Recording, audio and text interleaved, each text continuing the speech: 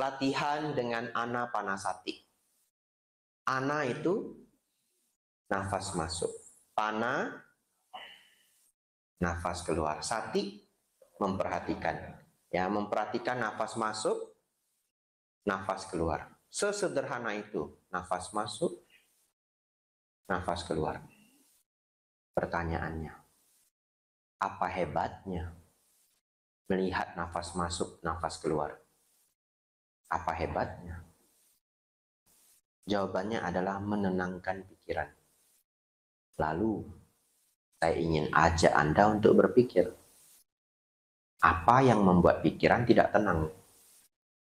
Bapak Ibu, bayangkan Bapak Ibu seseorang, ya, diri sendirilah, karena susah bayangin orang lain.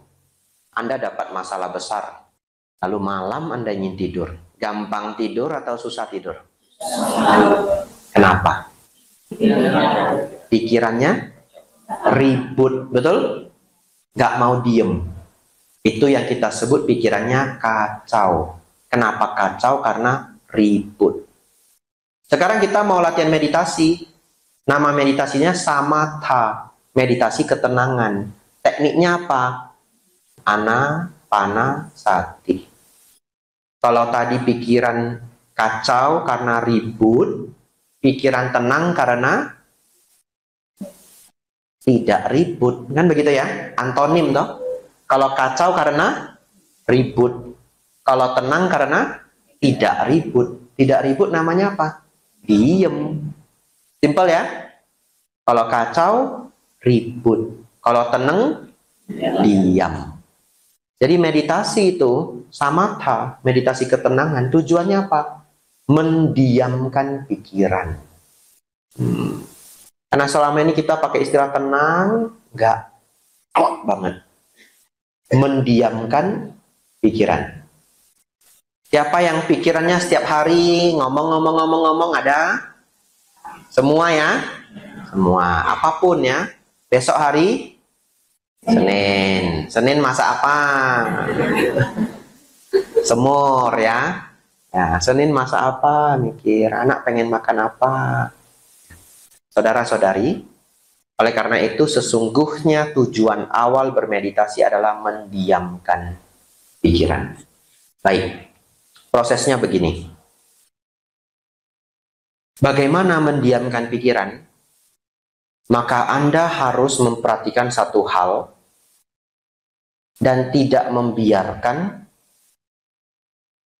pikiran itu teralihkan, ya. Sebenarnya kalau fokus satu hal aja, nonton TV juga fokus, ya. Nonton TV itu fokus, fokus. Kadang sampai orang rumah lewat kita nggak tahu. Itu kalau saya hari Minggu kecil nonton Doraemon itu, beneran. Mama saya lewat saya nggak tahu. Tiba-tiba sudah pulang bawa sarapan, saya terkejut. Nanya berulang-ulang, Mak, lu lewat? Bahkan kalau kita nonton TV, ya fokus. Tapi pikiran masih ngomong nggak? Masih. Ya, jengkel kali lihat satu orang ini. Nah, kalau nontonnya drama ya, ya Indosiar ya, tersanjung. Kan nggak ada. Ya, nah itu. Oleh karena itu kita harus mencari cara fokus di satu hal, tapi ini diem. Nah, oleh karena itu bukan nonton TV. Oleh karena itu bukan denger lagu. Denger lagu juga fokus. Tapi ini nggak diem. Bagaimana suruh ini diem? Maka Sang Buddha menggunakan teknik nafas masuk, nafas keluar. Kalau Anda, nah yang bagian ini fokus ya, yang bagian ini fokus. Hanya ada dua bagian yang berharga. Bagian ini sangat berharga. Kalau seseorang memperhatikan nafas itu, sejak titik pertama nafas itu masuk. Artinya, pertama kali nafas masuk Anda tahu, pertama kali nafas keluar Anda tahu. Pertama kali masuk Anda tahu, pertama kali keluar Anda tahu. Maka tanpa Anda sadari, Anda harus melihat seluruh nafas. Karena Anda harus jagain. Anda harus tahu pertama kali keluar, pertama kali masuk. Ini disebut menjaga pintu nafas. Mengetahui seluruh tubuh nafas. Dengan menjaga pintu nafas, kita jadi mengetahui seluruh tubuh nafas. Nah, nafas masuk, nafas keluar. Ini yang perlu dilakukan dalam meditasi nafas. Sejauh ini instruksinya sudah benar. Kalau Anda hanya pegang instruksi ini, Anda besok pergi ke hutan tidak mau pulang lagi, Anda mungkin mencapai jana keempat. Iya, hanya modal itu aja, nggak usah jauh-jauh. Gini aja. Tapi, fokus ya. Pertanyaan sejuta umat. Tapi Bante, pikiran saya kok nggak pernah diem ya? Ya, pikiran saya kok selalu mengembara ya? Nah, ya, ini mikirnya bertahun-tahun. Nggak ada di buku manapun. Ini ilmu mahal ini. Tak kasih gratis Bapak Ibu. Ya, biar saya mumet mikirnya. Bagi ke Bapak Ibu. Siap-siap ya. Sien itu apa? Jana. Ya. Teit sien jana 1. Teji sien jana 2. Baik. Saya akan jelaskan arti jana supaya Anda tangkep. Jana adalah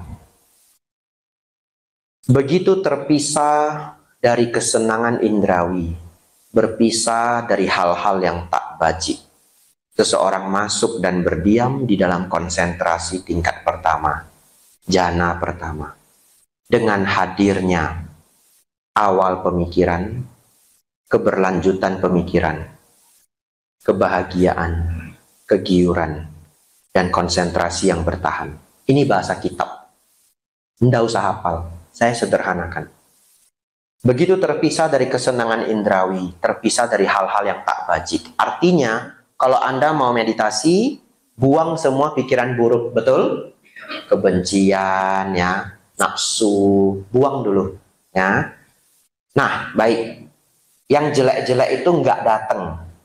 Bahasa palinya pancaniwarana, tapi nggak usah hafal, nanti jadi terlalu rumit. Ya, pokoknya kalau mau duduk meditasi, nggak boleh benci, nggak boleh nafsu, nggak boleh males, nggak boleh ragu, ya. Pikirannya jangan sedang terlalu kacau, banyak masalah juga sebenarnya nggak bisa meditasi. Kalau sedang terlalu kacau, ya Anda dengar dharma dulu, ya, dengar ceramah dhamma. Baik. Lalu masuk ke dalam konsentrasi tingkat pertama, hadir 5 hal, ya. 1, awal pikiran. 2, keberlanjutan pikiran. 1 apa? Awal pikiran. 2 apa? Keberlanjutan pikiran. 3, kebahagiaan. 4, kegiuran. 5, konsentrasi yang bertahan. Eka gata. Fokus pada objek. Supaya simple, 3 ini mau saya buang dulu. Konsentrasi sudah pasti. Oke ya? Kita nggak usah mikir lagi, namanya meditasi pasti eka gata, pikiran manunggal.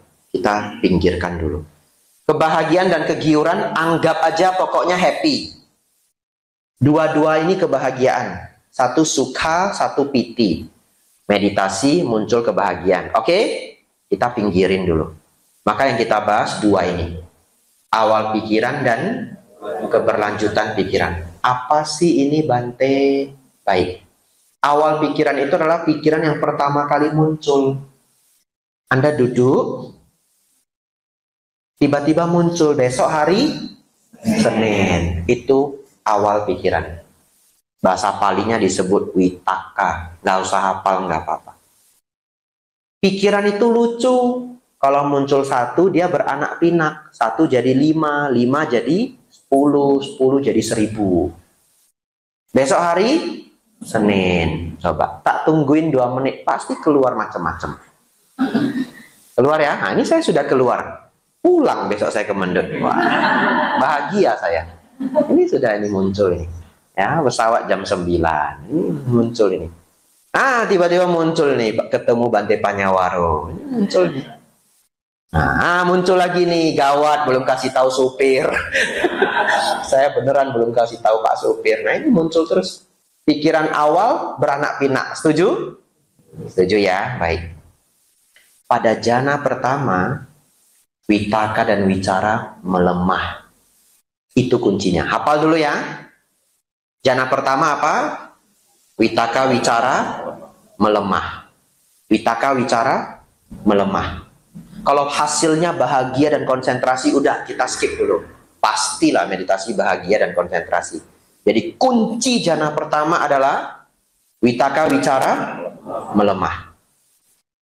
Kalau Anda dapat problem, kalau Anda dikejar KPR, ya lebih gawat dikejar pinjol. Tapi orang Palembang nggak ada lah dikejar pinjol ya. Apapun masalah Anda, dimarahi bos, barang nggak keluar, apapun itu. Vitaka Wicara apa? Menguat. Itu kuncinya Anda dapat ya. Vitaka Wicara menguat. Saya sengaja ngulang-ulang supaya hafal ya. Kalau nggak nanti minggu depan lupa. Kalau saya giniin terus ulang-ulang, tahun depan masih ingat. Jana pertama Vitaka Wicara melemah. Kalau stres Vitaka Wicara menguat. Wah, jago ini. Lanjut jana kedua. Siap-siap ya. Begitu terpisah dari kesenangan indrawi, terpisah dari hal-hal yang tak wajib, seseorang masuk dan berdiam di dalam konsentrasi tingkat kedua atau jana kedua dengan lenyapnya awal pikiran dan keberlanjutan pikiran. Seseorang masuk dan berdiam di dalam kebahagiaan, kegiuran, dan kemanunggalan pikiran. Apa jana kedua? Lenyapnya Vitaka dan Wicara. Saya ulangi, apa jana kedua? Lenyapnya Vitaka dan Wicara. Anda tahu nggak artinya? Artinya kalau Anda masuk jana kedua, pikiran ini diam total. Katakanlah 2 jam. 2 jam pikiran itu diam total. Anda tidak pernah merasakannya seumur hidup. Kalau pikiran Anda diam itu paling 1 menit, paling 3 menit, paling hebat 5 menit sudah terkejut-kejut. Karena 5 menit saja pikiran Anda diam itu kebahagiaan luar biasa. Lalu Anda bangun, Bante, saya sudah dapat PT, Bante, jana keempat. Ya, baik apapun itu. Tapi kalau seseorang capai jana kedua, pikirannya diam selama berjam-jam. Sang Buddha tidak buat standarnya berapa jam. Nah, kita bayangkan aja berjam-jam. Begitu ya? Baik. Ujian ya. Ujian dadakan. Kalau ada orang nanya ke Bapak Ibu,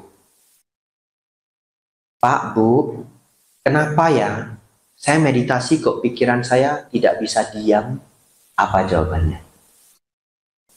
Jawabannya adalah Anda belum mencapai jana kedua. Jadi Bapak Ibu Saudara, sebenarnya meditasi samatha itu intinya cuma satu. Berjuang mendiamkan pikiran. Mendiamkan pikiran itu namanya menenangkan. Makanya muncullah bahasa Indonesia, meditasi ketenangan. Tapi kalau nggak dibahas, nggak tahu tenangnya apa, nggak tahu. Baik, kita masuk lagi, lebih jauh lagi. Siap-siap ya. Ini ilmu penting nomor 2. Semua harus konsentrasi. Ya. Ada 3 kondisi ketika kita bermeditasi. Kondisi yang pertama, nafas masuk, nafas keluar, nafas masuk, nafas keluar, muncul pikiran. Anak saya udah pulang belum ya? Ya. Jam berapa dia pulang nanti ya, hari Minggu? Bandel anak ini. Muncul. Lalu mengembaralah pikiran ini. Kalau pikiran mengembara sampai Anda tidak tahu nafas masuk, nafas keluar. 8 menit. Namanya? Betul.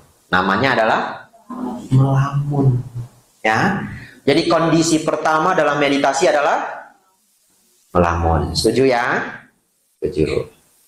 3. Nah, konsentrasi. 2 dulu Bante. Betul. Yang 2 itu ilmu rahasia saya. Nomor 3. Kondisi jana kedua. Betul ya? Pikiran tidak mengembara sama sekali. Kalau nomor 1 kan ngembara, nggak pulang-pulang. Kalau ini pengembaraannya hilang. Awal pikiran lenyap, keberlanjutan pikiran lenyap. Ya. Jadi di pikiran kita itu ada 2 hal. Ya. 1 bagian yang ngobrol. 1 yang mengeluarkan gambaran. Betul? Coba bisa nggak bayangkan ada seekor kuda putih? Bisa? Bisa ya, itu bagian visual. Ya. Tapi kalau saya nanya Anda 4 tambah 4, ada yang jawab di hati 8. Nah, itu bagian audio. Anda ngobrol dengan diri sendiri, audio visual muncul. Baik, audio saya sebut suara hati. Visual saya sebut gambar pikiran. Bapak Ibu Saudara, pada saat kondisi ketiga adalah suara hati dan gambar pikiran ini tidak muncul sama sekali selama berjam-jam. Yang kita sebut jana kedua. Kondisi ketiga. Kondisi pertama melamun. Kondisi ketiga jana kedua. Baik. Bapak Ibu Saudara semua meditator pemula. Bisa enggak capai jana kedua di bulan pertama? Bisa? Tidak bisa. Kalau saya boleh kasih standar ya. Kalau Anda ingin capai jana kedua, saya kasih standar. Ini duga-dugaan saya. Standarnya itu 1 hari meditasi 6 jam, 15 tahun. Ya, kalau saya boleh kasih standar. Dari mana saya bikin standar ini? Gak ada. Nebak aja. Saya pikir, Anda meditasi sehari 6 jam. 2 jam pagi, 2 jam siang, 2 jam sore, 2 jam malam. Nah, dimarahilah sama suami atau istri Anda. Ya. Berapa lama Bante? 6 sampai 15 tahun. Itu dugaan saya. Yang 6 tahun siapa Bante? Yang berbakat. Yang 15 tahun kurang berbakat. Duga-dugaannya, tapi Anda jangan jadi sedih. Saya cuma 1 jam Bante sehari, nggak apa-apa. 4 kehidupan. Ya betul dong. Nggak apa-apa, bisa aja kehidupan ketiga ini Anda jadi biku, ya Anda bisa meditasi 4 sampai 6 jam sehari. Ya, jadi Bapak Ibu Saudara, memang sangatlah sulit mencapai jana kedua. Oleh karena itu, bagi meditator pemula, Anda berjuang mencapai kondisi kedua. Kan tadi 3 ya? Apa Bante kondisi kedua? Bukan melamun, tapi belum jana kedua. Tapi bukan melamun. Apa maksudnya? Baik. Ini saya perlu Anda konsep. Anda perlu berlatih, kendati pun muncul suara hati dan gambar pikiran, saya masih mengetahui nafas masuk, nafas keluar. Saya ulang ya. Kendati pun muncul suara hati dan gambar pikiran, namun saya masih mengetahui nafas masuk, nafas keluar. Artinya apa? Enggak melamun, tapi bukan fokus sempurna. Unik ya? Melamun enggak? Enggak. Jadi caranya gimana? Anda duduk, nafas masuk, nafas keluar. Muncul gambaran rumah Anda. Kalau Anda pelihara anjing, yang Anda sayang, muncul gambaran peliharaan Anda. Walaupun gambaran ini muncul, Anda masih tahu. Nafas masuk, nafas keluar. Nggak perlu disebut nafas masuk, nggak ada. Hanya tahu saja, mengetahui. Nanti yang terjadi adalah suara hati dan gambaran pikiran itu tidak berkembang menjadi lamunan. Ya, dia barangkali melemah, ganti gambar yang lain. Tapi Anda terus tahu, nafas masuk, nafas keluar. Pelan-pelan mungkin dia berganti gambar lagi. Tapi akan ada satu ketika Anda merasa gambaran dan suara itu melemah. Saya kasih satu simulasi. Lebih nyaman mana Bapak Ibu? Kalau Bapak Ibu mau kerja, anggaplah bikin laporan akhir bulan, atau Anda mau ngitung uang banyak, hasil dagang seminggu, cash. Terserah, Anda pilih mau yang mana. Mau yang cash, bantuin Acin cari. Ya. Lebih nyaman mana? Kerja di ruangan yang tenang, atau kerja di ruangan yang anak-anak sibuk bermain 3-4 orang? Lebih nyaman mana? Yang tenang. Ya. Pertanyaan selanjutnya. Tapi kalau terpaksa ada anak-anak 3-4 orang terus bermain, terpaksa, Anda bisa kerja nggak? Bisa, dan itu selalu kita lakukan ya. Dulu di rumah bikin PR ya, rumah ya ribut.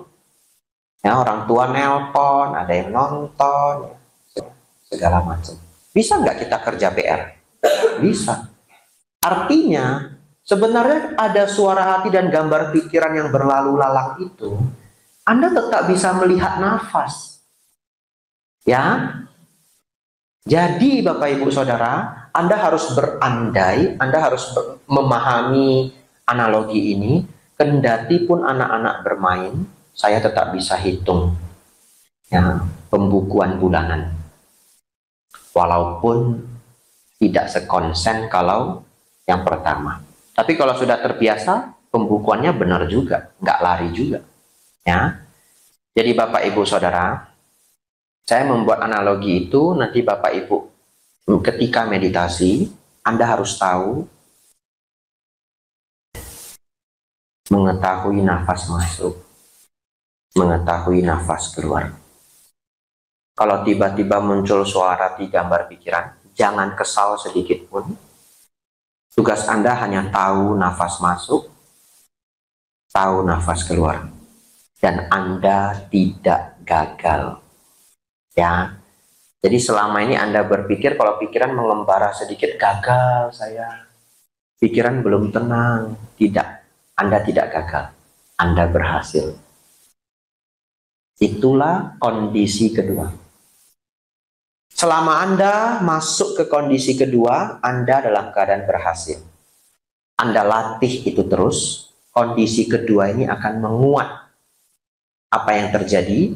Anda bisa melihat nafas menjadi lebih mudah. Suara hati dan gambar pikiran tadi melemah. Melemah dan melemah. Ini Anda harus tes sendiri. Benar nggak melemah? Ya, Anda duduk, perhatikan batin sendiri. Kalau sampai satu standar, di mana pikiran itu melemah, muncul kebahagiaan. Selamat. Jana pertama. Mungkin seberkas jana pertama. Tapi prosesnya sudah benar. Dilatih terus, kebahagiaan ini akan meningkat. Sampai di satu standar, itulah yang Sang Buddha sebut sebagai jana pertama. Tapi Sang Buddha nggak bisa menyampaikan happiness-nya seberapa tinggi. Karena nggak ada ukuran happiness. Ya. Kalau hari ini mau ngukur mungkin bisa. Cek darahnya, endorfinnya seberapa tinggi. Tapi itu 2600 tahun yang lalu. Atau otak sekarang bisa di-scan MRI. Meditasi sambil di-scan. Dan itu dilakukan para biku Tibet. Dan sudah terbukti, bahkan ada bukunya. ya, Science of Meditation, ada bukunya. Nah, Bapak Ibu Saudara, ketika ini dilatih terus, nanti pikiran akan menjadi diam, Anda masuk jana kedua. Baik, saya mau stop sebentar. Ada nggak yang bingung atau punya pertanyaan apa?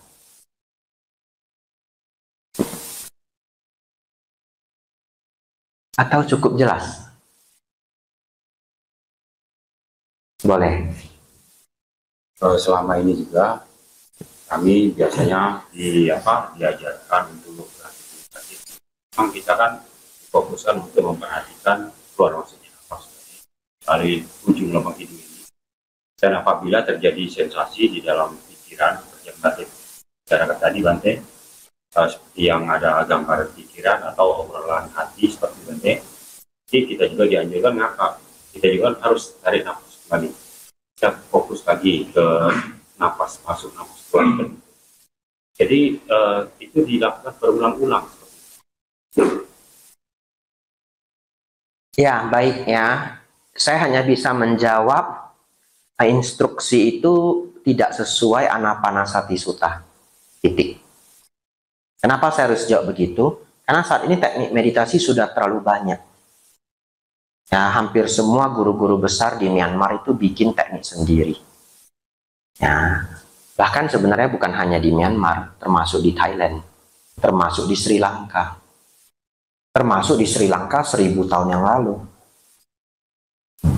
Jadi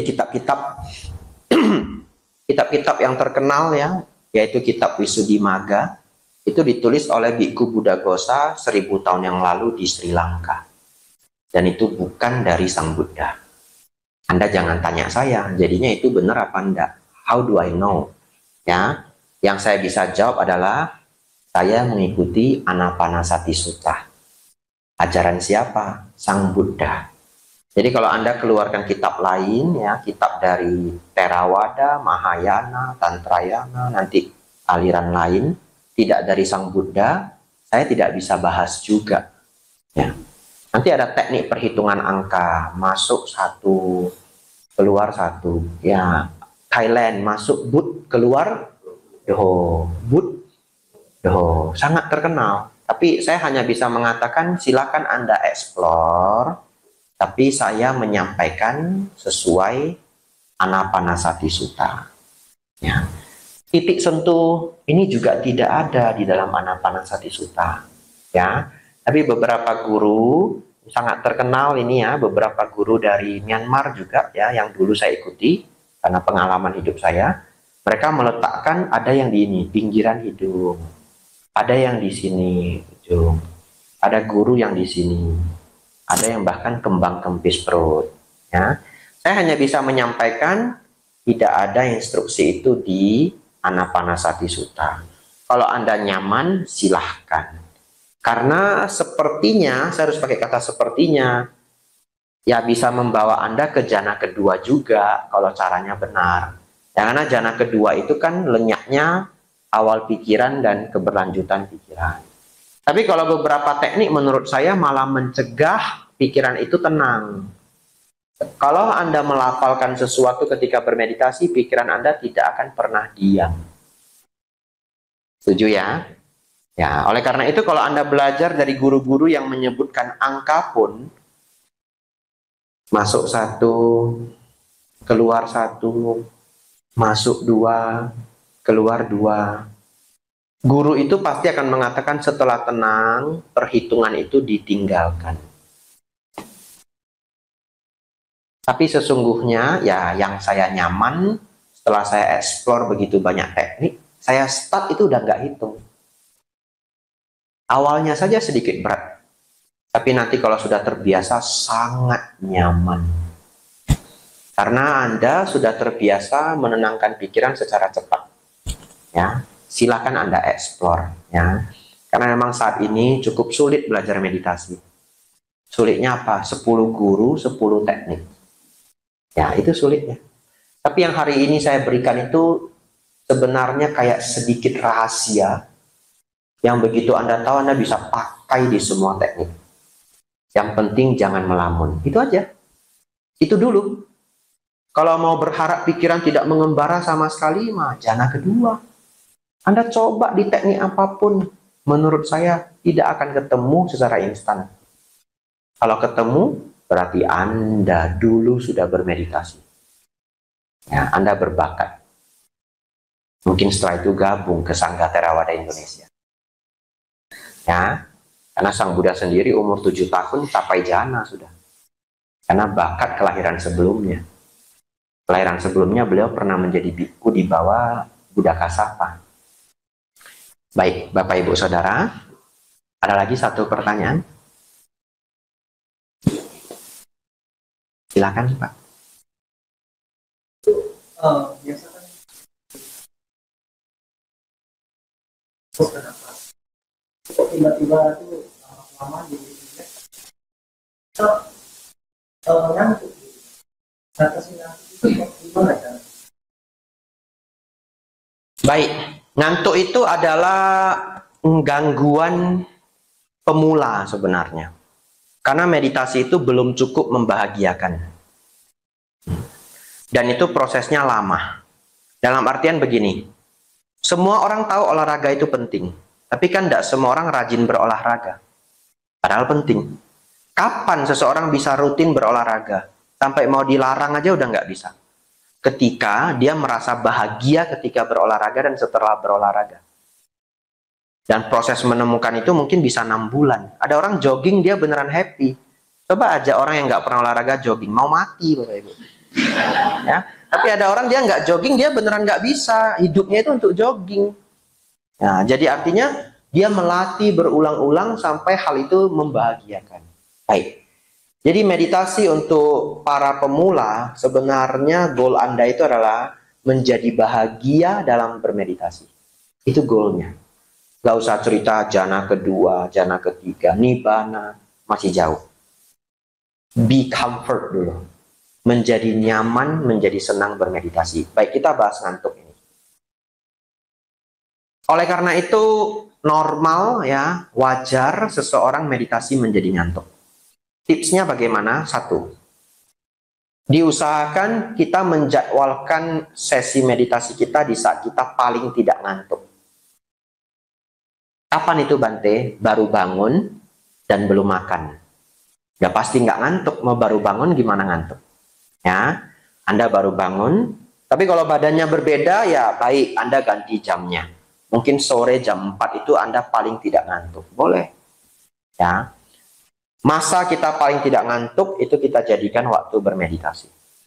Nah, kalau Anda semangat 45, biasanya bangun jam 7, besok saya mau meditasi. Sudah ikut kelas Bante Abhijato. Anda bangun jam 3 mau meditasi, mana bisa?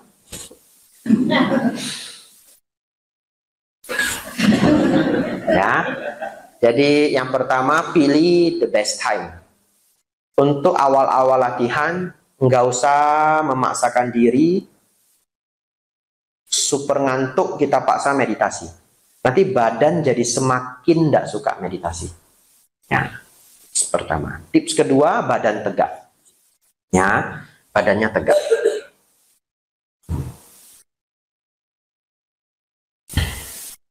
Kalau begini, bisa memicu ngantuk. Tegak. Yang ketiga, tegaknya dipertahankan sampai menjadi habit. Yang artinya kalau kita ngantuk pun dia nggak nunduk. Ya, jangan gini meditasi. Bad habit, ya kebiasaan buruk begini. Kadang saya ngantuk kalau di wihara ada jadwalnya. Kalau sedang ikut jadwal, kadang saya ngantuk sekali, tapi saya tetap begini. Apa yang terjadi?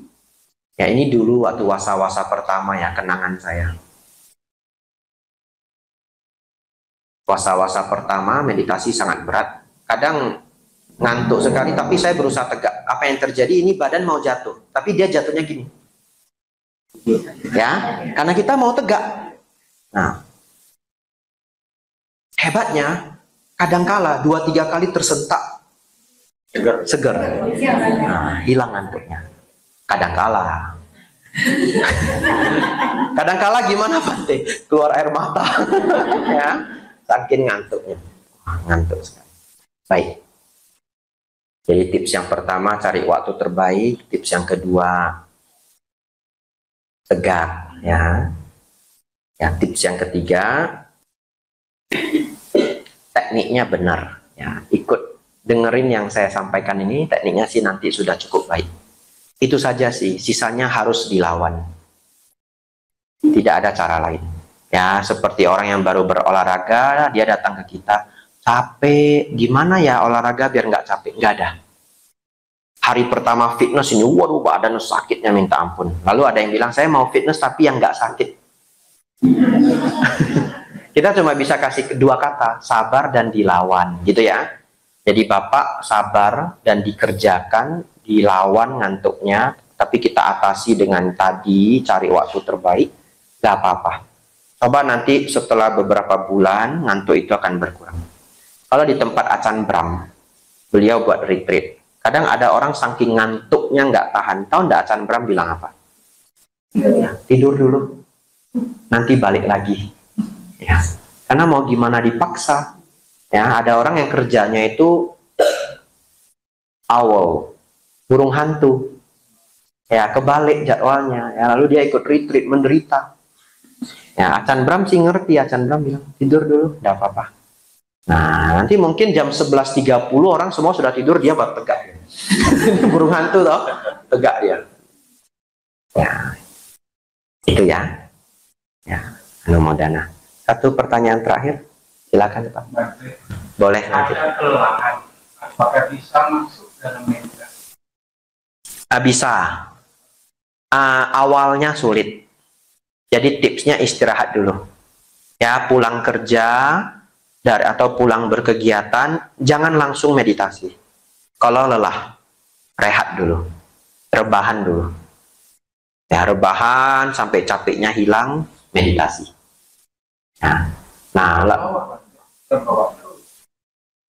kalau terbawa terus dipaksa, itu bohwat. Jadi kayak duduk Bante kaki kesemutan, dipaksa.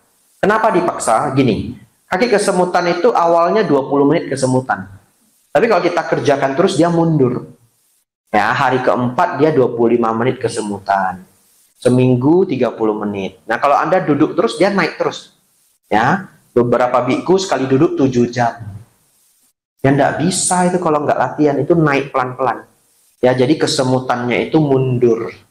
Nah, jadi saya pikir kalau kita bermeditasi sangat melelahkan, nggak apa-apa, sedikit dipaksa. Apa yang terjadi ketika kita sudah memaksakan diri, semua otot-otot yang membuat badan kita tegak, menguat. Sebenarnya kita tegak begini itu lelah karena ototnya kerja, megangin badan toh. Ya, lihat kalau orang upacara berdiri bisa pingsan loh. Ya toh? Nah, jadi sebenarnya tegak begini itu melelahkan bagi beberapa otot kita. Gak apa-apa, otot itu akan menguat dalam waktu 2 minggu sampai 1 bulan. Kalau rutin setiap hari. Ya, kalau seminggu 2 kali mungkin sedikit lambat. Itu tips saya. Yang ketiga, ini tipsnya Bante Damaudo, beliau sudah meninggal. Tipsnya sih luar biasa bagus. Lim tampuk kopi sing kata beliau ya. Minum dulu sedikit kopi. Ya, itu tips Bante Damaudo. Nah, yang nggak minum kopi, minum Milo. Ini beneran beliau bilang Milo. Saya ulang ini. Bolim kopi tuh, lim tampuk Milo lah. Bante Damaudo. Ya, ceramah Hokkien yang best of the best. Saya dengerin ceramah beliau 3 tahun lebih. Kepengen berlatih dengan beliau. Aduh, meninggal dulu. Ya, saya mikir saya nanti sudah lewat 5 wasa, sudah bebas ya. Di bawah 5 wasa belum bebas, kemana-mana harus izin. Nah, setelah lewat 5 wasa, bebas, saya mikir mau latihan di tempat beliau. Ya, bahkan dulu saya dari wasa pertama tidurnya papan, nggak pakai kasur. Kenapa? Karena saya dengar dari teman-teman para Bante, tempat beliau itu nggak ada kasurnya, tidurnya di papan. Saya latihan juga tidur di papan. Nah, jadi saya kasih tahu Bapak Ibu yang belum pernah tidur di kayu, Anda akan sakit 2 minggu aja. Setelah itu nyaman, nggak kalah sama spring bed yang mahal. Iya. Tapi Anda harus menderita berapa lama? 2 minggu. Sakit sini, sakit sini. Ya, yang mau coba silahkan ya. Ya. Jadi sebelum saya simpulkan begini. Saya belajar Dharma itu di umur 19. Sekarang saya umur 32. Berapa tahun? 13 tahun ya. Mungkin bahkan 18-an. Nah, jadi 14 tahun. Buku yang saya baca cukup banyak. Teknik macam-macam sudah saya baca. Ya. Saya nggak bisa bahas semuanya. Karena 2 hal. Satu, terlalu banyak. Yang kedua, nanti orang marah. Karena itu kan tekniknya orang. Saya harus bahas, ada namanya toh, ada gurunya toh. Teknik ini, teknik ini, teknik ini. Nggak pasnya di mana, pasnya di mana. Baik, oleh karena itu saya hanya bisa bilang begini. Semoga Anda tahu maksud saya. Ini yang dipraktekkan Sang Buddha langsung. Ya, Anapanasati Sutta. Ya, tidak saya tambah, tidak saya kurang. Kalau Anda cocok, silakan ambil. Bagi saya, ini sudah yang paling aman. Kalau Anda cocok, latih terus. Ya, siap-siap ya. Anda duduk, Bapak Ibu. Nah, duduk ya. Saya peragakan.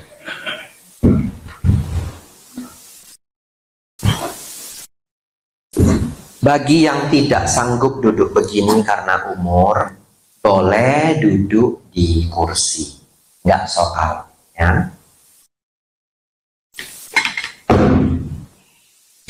Jadi Bapak Ibu, kaki saya itu sebenarnya satu di depan, satu di belakang, ya. Kaki saya seperti ini.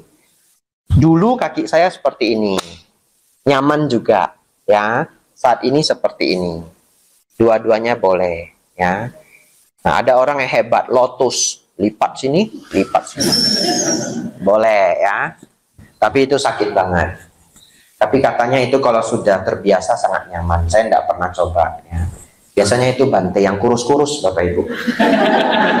Ya, saya bisa begini aja sudah syukur ya. Nah, biku bule aja nggak bisa gini. Biku bule mereka pakai kursi gitu ditinggiin. Nah, didesain khusus, keren juga. Yang kemarin ke Wat Pananacat, saya lihat hebat ini ada kursinya. Ya, orang bule nggak bisa begini. Orang bule itu kalau duduk ini ininya nggak bisa rata, nggak tahu kenapa. Naik. Jadi konstruksinya berbeda mungkin ya. Baik, Bapak Ibu Saudara, saya seperti ini ya. Biasanya kiri di depan, kanan di belakang. Tapi itu saya, Anda nggak usah ikut juga. Anda cari nyamannya Anda. Tangan itu nggak soal ya. Mau gini, mau gini, mau gini. Nggak ada keajaiban di tangan ini, nggak ada. Ya, saya biasanya kanan di atas, kiri di bawah. Ya, kadang jempol saya satuin, tapi saya nggak pernah gini, saya jatuhin ke bawah. Kadang jempolnya nyatu, kadang juga lepas. Ya enggak apa-apa. Yang penting rileks ya. Jadi ini. Nah, badan tegak.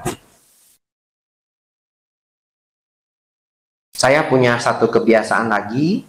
Sebelum mulai saya tarik nafas panjang, rileks dan mendalam.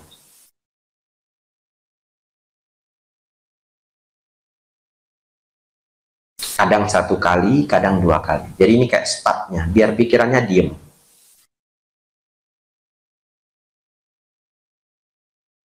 Tidak sekencang ini juga, ya ini simulasi aja. Lalu Bapak Ibu, saya mulai. Mengetahui nafas masuk, mengetahui nafas keluar. Saya tidak menggunakan titik sentuh. Kalau pikiran, kalau nafas kita masuk, enggak mungkin badan kita enggak tahu. Ya, tidak mungkin. Pernah masa nafas masuk badan enggak tahu. Ya, jadi tidak ada titik sentuh di saya. Tubuh hanya mengetahui. Nafas masuk, nafas keluar.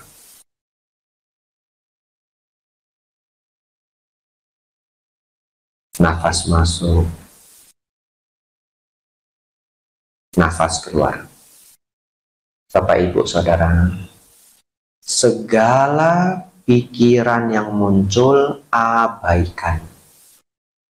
Mulai mocam, polai focam.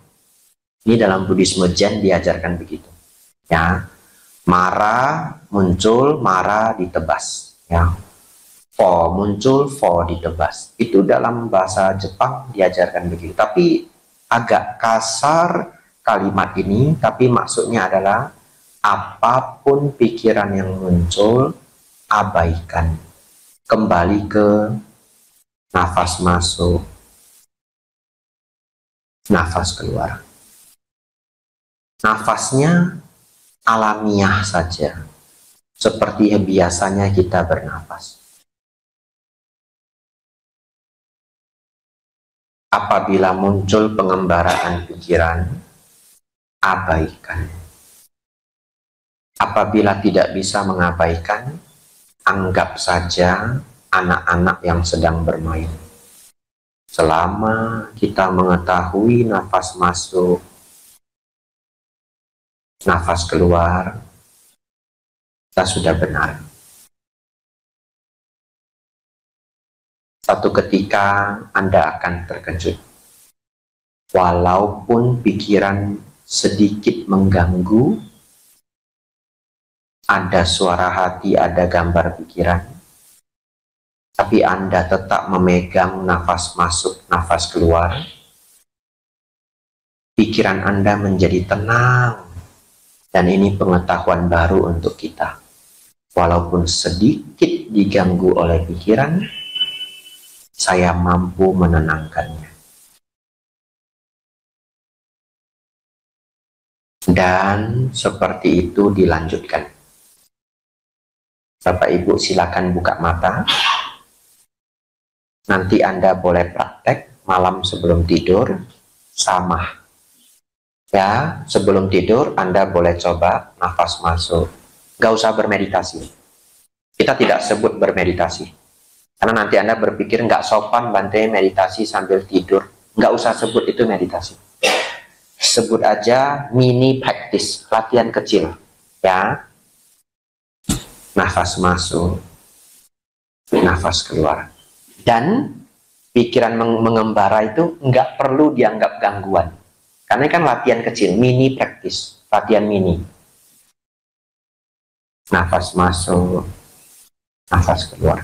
Pikiran muncul, nggak apa-apa, sama sekali nggak apa-apa. Yang tugas kita adalah, selama saya masih mengetahui nafas masuk, nafas keluar, pikiran-pikiran yang menjadi dekorasi itu nggak apa-apa.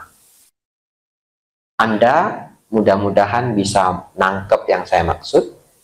Anda tetap bisa rileks walaupun ada gambar pikiran. Jawabannya selamat. Anda menemukan satu skill baru. Anda boleh menamainya menenangkan pikiran separuh. Ya? Dan akhirnya apa? Ketiduran. Ya, karena mau tidur toh. Nanti kalau ketiduran gimana? Ya bagus, memang mau tidur. Ya, kalau nggak bisa tidur gimana? Lanjut sampai arahat. Ya, itu win-win solution. Ya, itu hebat banget itu. Makanya kalau malam nggak bisa tidur itu aja. Kalau ketiduran, bagus. Nggak ketiduran, arahat. Anumodana semuanya. Semoga membawa inspirasi untuk Bapak Ibu semuanya. Sadhu Satta Bhavantu Sukhita.